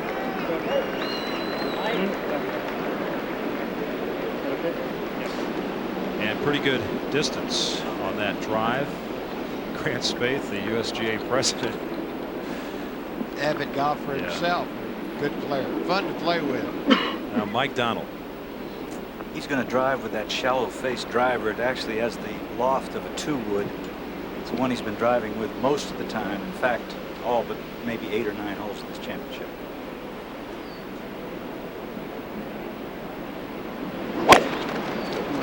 That ball started left and is hooking. Going to be in the trees unless it gets a lucky break. It is in the trees. It got through some of them. It's behind the bunker to the left of the fairway. Well, actually, Roger, it took an unlucky break. It was out in the short grass where the gallery had trampled it down and hit someone and bounced back out into the long rough. So he's going to have a much difficult time to get the club on the ball playing his second shot. Mike Donald making his way up 18 after that errant tee shot went left. Hale Irwin in the middle of the fairway. And David, here's the swing by Mike Donald. Well, a tremendous amount of pressure on him here. And here's one quick swing. He just a little fast and just didn't hold on with his left hand. Got over with his right hand. Every golfer knows what that means. It's a pull or a hook. And the one place he didn't want to put it here was left. It makes your second shot, even if you get a good lie, you've got such a bad angle to the green. Well, let's find out about that lie. The lie is not too bad, David. The shot calls for a low hook. It's going to try and run up on that right front of the green. One thing I would think that Mike wouldn't want to do would be to put it over the green to the right. It seems to me that would leave him an extremely difficult pitch. He is 200 yards from the hole. I would think he'd take maybe a 4-iron. It's going to come out kind of hot. It's sitting down in the grass a little, but it's not a bad lie. It's not a real thick lie. Mike Donald with a one-shot lead over Hale Irwin. Guy here, gotta go. Yeah, he can see the right side of the green here. David, what about the pin at 18? Well, it's, as I said, it's well back into the green. It's 24 yards or 72 feet back there, 21 feet from the right side. That's what Bob says. He does not want to be on the right side of the hole here because that leaves him on the short side of the green.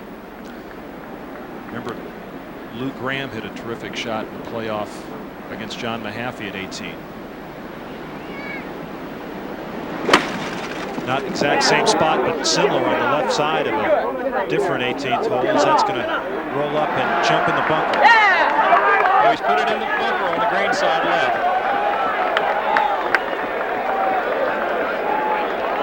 That is not really a bad play from there.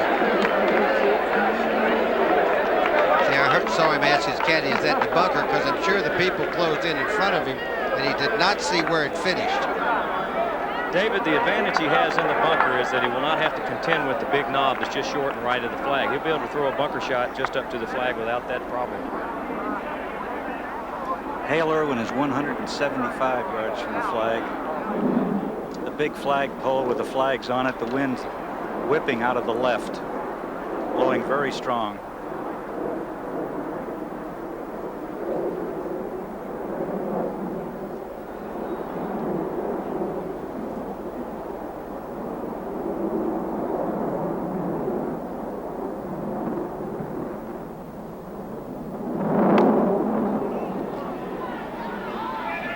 Ball needs to get up. Needs to hurry. Just over. Just enough. Hale Irwin on the green in 2, trailing Mike Donald by 1, who is in the green side bunker in that same number. People are cheering, I think, as much for a playoff. I mean, they Well, in 1946, Byron Nelson, Lloyd Mangrum, Vic Gezzi all shot 72, and in those days, they went back and played another 18. In the second 18, Mangrum won. But since the USGA changed to sudden death after 18 holes, it's never gone to a 19th hole. So if, in fact, Mike Donald can't get it up and down, if, in fact, that Hale Irwin would make his par, we would go to now a 19th hole, which would mean going back to the first hole here at Medinah number 3.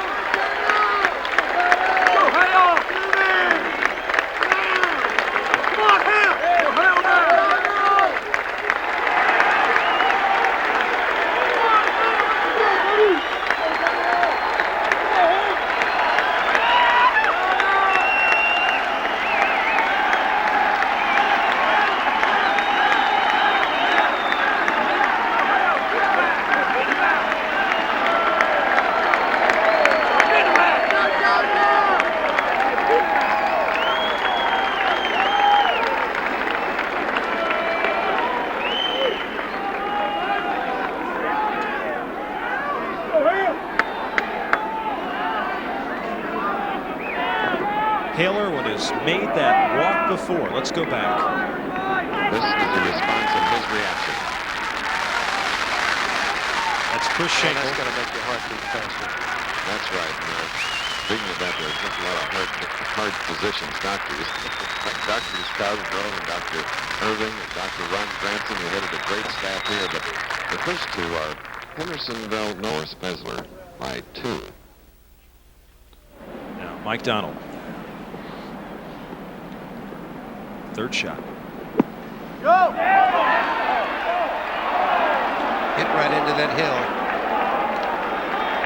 That's about 15 feet short. Of course, that was back in '74 at Wingfoot when you saw Hale Irwin walking up to 18. Also won at Inverness in '79, and now Mike Donald has a par putt, as you heard, some 15 feet left. And Hale Irwin about on that same line for his birdie putt? Yes, he's very much the same line.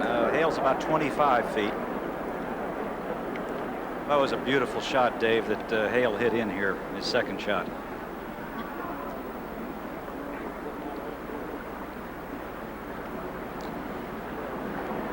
If Hale Irwin would make this putt, Mike Donald would miss his. Hale Irwin would win this championship. That would be a killer blow for Mike, too. He's led most of the way back here on the starting at the 9th hole.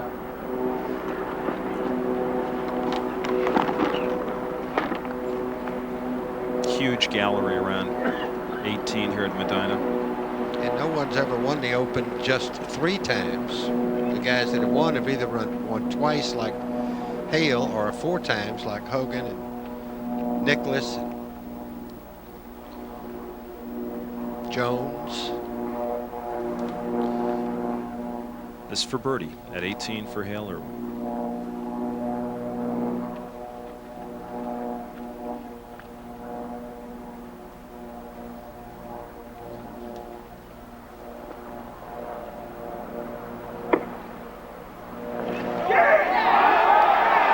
Go.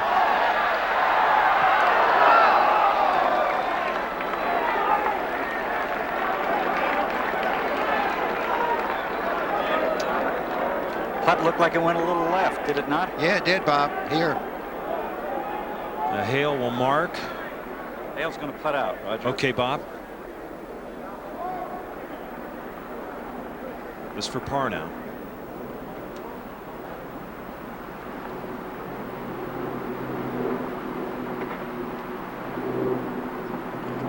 And a round of 74 for Hale Irwin.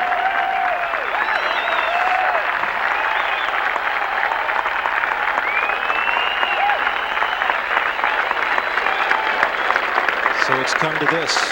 Mike Donald needs to make this par putt to win the 1990 United States Open Golf Championship.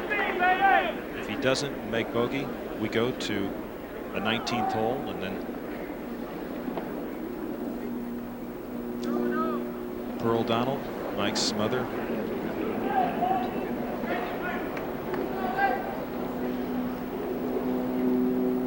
Bought Mike his first set of golf clubs at the age of 12.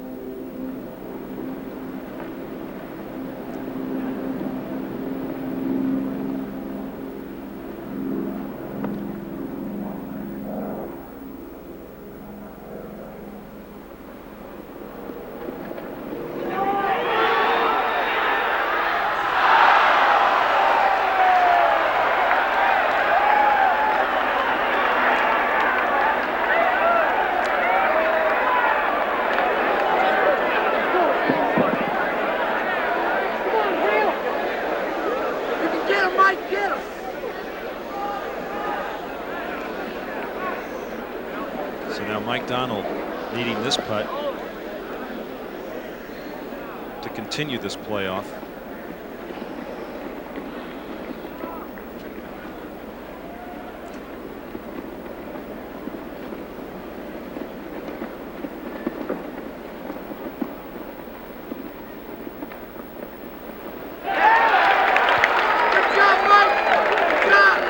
Well, first time ever. Terrific playing by both of those men through 18 holes. And We have not seen Mike Donald hit very many poor golf shots this week. The tee shot at 18 was one of the very few. I think everybody that plays golf in this country now knows who Mike Donald is and has a lot of respect for him, something that Hale Irwin has had many times. Saw Grant Spaeth there, the USGA president. Yesterday, Mike was coming off the green at 18, and Grant was standing there and had a bit of a tear coming down his cheek. And Mike went over and flicked it off and said it's going to be okay. There will be more golf here at Medinah. We'll return with all of it for the 1990 U.S. Open Golf Championship after a word from our ABC stations.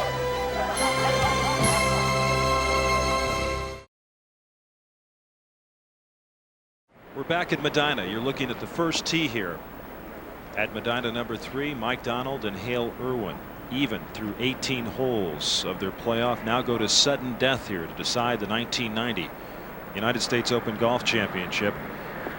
And how did this all evolve today? Well, at 14, 545-yard par 5, Mike Donald for birdie.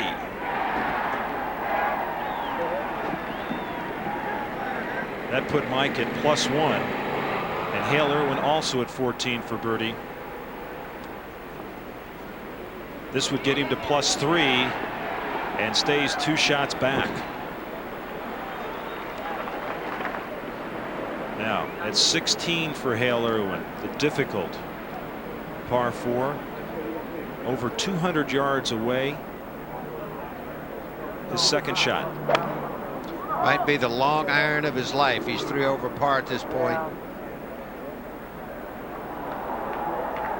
Of course, he's well known for how well he's played long irons through the years. I'll never forget the 2 iron he hit in 74 at Wingfoot, the last hole.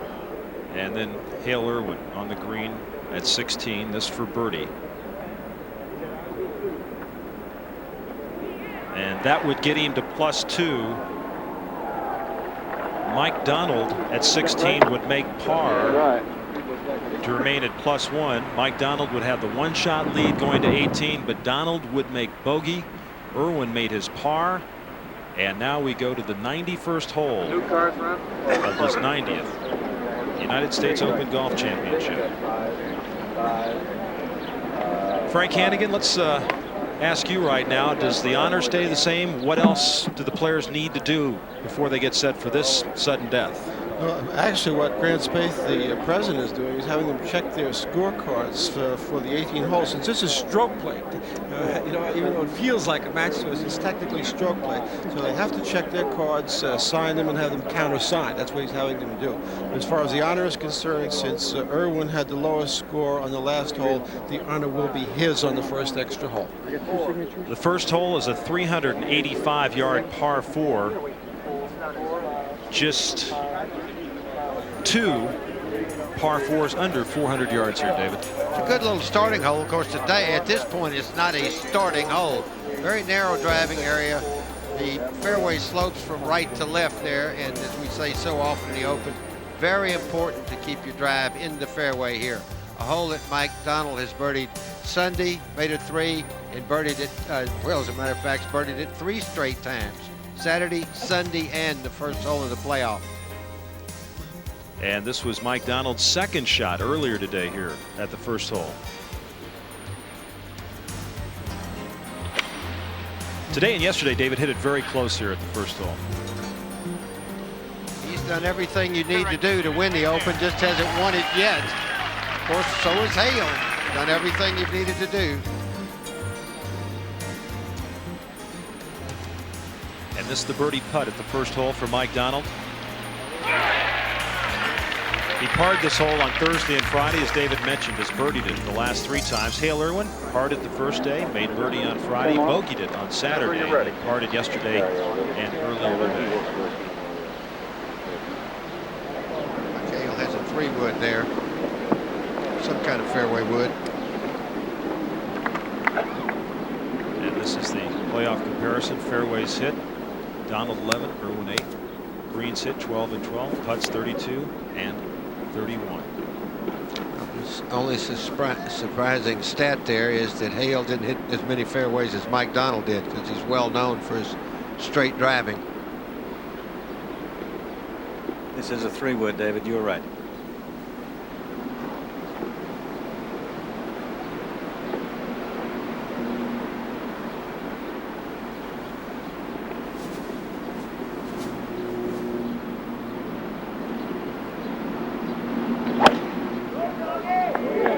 Started down the left side, fading back. This hole playing straight downwind. Perfect tee shot. Long, gonna leave Hale about a sandwich left into the first hole. Well, he's got to feel pumped up, Jerry. I mean, it looked like there for a while he was gone. He's made a great comeback, David. Now Mike Donald will be next to play. Mike also with a beautiful looking tee shot, starting down the left side. Not quite as long as Hale's, but in perfect position. So Mike Donald, Hale Irwin, and look at that flag blowing, David, at the first hole, straight downwind. Mike Donald and Hale Irwin tied after 90 holes. They are now playing the 91st hole of this United States Open Championship. They have hit their tee shots at the 385-yard par 4 first hole. And let's go out for their second shots. Mike Donald is 115 yards from the flag. Has a slightly downhill lie. As Roger said, wind very hard behind him. Hole sort of cut down in a little hollow. If the ball carries on the front of the green, it should take one jump, having it been downwind, and roll onto the hole. That would be the ideal shot to play. If the shot pitches about 15 feet short of the hole on that downslope, it's going to run past the hole. Hale is about 105. Rossi, on a situation like this, do you want to try to keep the ball lower, hit something of a punch, or hit that more lofted club and get it up in the air? Well, I think the ideal shot to take the wind out of play would be a slightly lower shot, but I think that will happen automatically, Roger, because of the lie. Okay.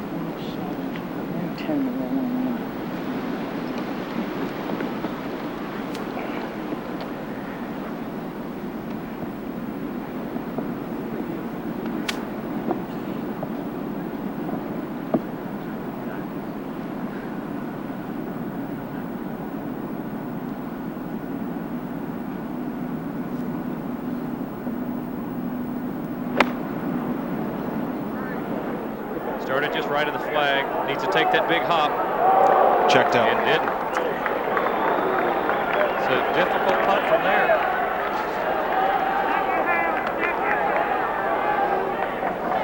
He got a lot more spin on that and hit a lot softer than I know he was playing for it to do. Hale Irwin. Hale saw that ball stop, and it was going in there pretty low, but it carried just short of where he wanted it to carry. Hale would like to carry it about 10 feet short of Mike's ball at the same trajectory.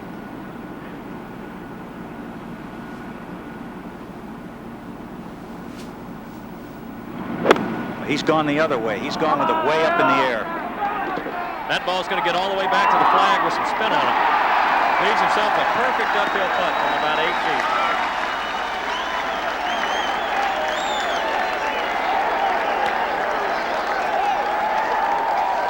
Hale Irwin looking to become the oldest man ever to win a United States Open Championship. He's 45. He has 2 previous Open victories. They came back in the 1970s. And Mike Donald, who has just 1 victory on the PGA Tour, trying to find a major championship. David, first one, as you well know, in my case, always the tough one. The only one, but you know, people say you don't win the Open. Dr. Milikoff said the Open wins you, and to winning 2 Opens is a feat in itself. If Hale should happen to win this, it'll cap the end or the beginning of the end of a great career. On the other hand, Mike Donald, his one good chance so far, and sort of as a journeyman player, what a boost that would give to his whole life. Because it does change your life forever. Mike's is still changed. Yes. Not quite as much as if he should win. Mike Donald now with this long putt for birdie at the first hole. Mike's putt is about 30 feet. It's going to come down to the right as it starts down the hill, but when it gets all the way down to the hole, I think it may go back to the left. Very quick at the start of the putt. In fact, the whole putt is quick. Downhill almost all the way.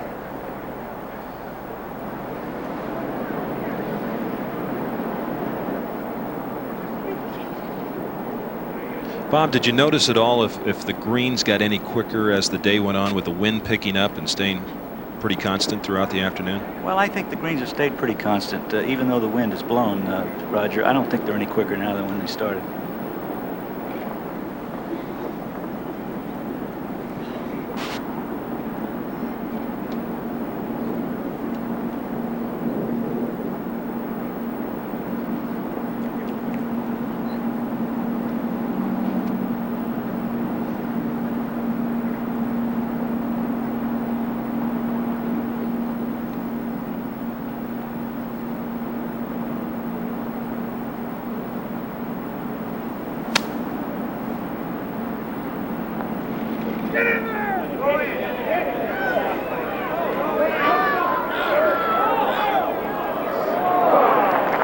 Not bad. There were a lot of breaks in that. Not bad at all. Good touch. I mean, you couldn't afford to gun it, and you didn't want to hit too weak a putt because you got to make Hale make his.